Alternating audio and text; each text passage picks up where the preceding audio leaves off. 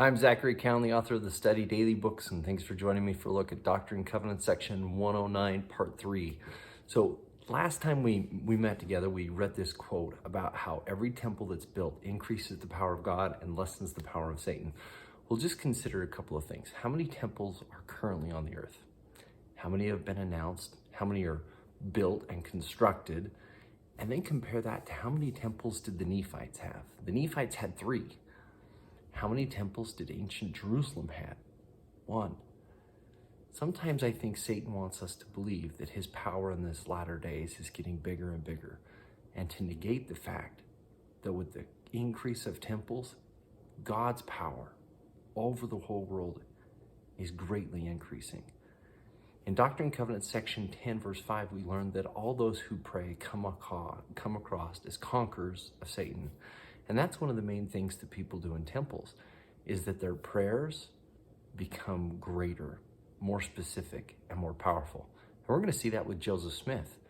At the heading of section 109, he said that this prayer came by revelation. That's how all prayers should come, is we should be receiving revelation on who and what and how to pray. And Joseph is going to be a great example of that as we study these verses. You're going to see him pray for various groups very specifically about who he prays for. It will inspire you to be better in your prayers. So go ahead and pause your video. You got 2 sections. It doesn't matter which one you pick. You can do verses 47 through 67 or 68 through 80 and look for what the prophet Joseph Smith teaches us by prayers because of who and how he prays. See you in a minute.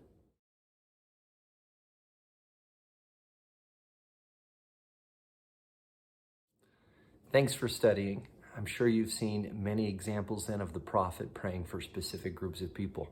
One of the things the temple is supposed to do, one of the major parts of temple worship, is the praying for various groups of people around prayer altars and prayer circles, and in the true order of prayer, we do that.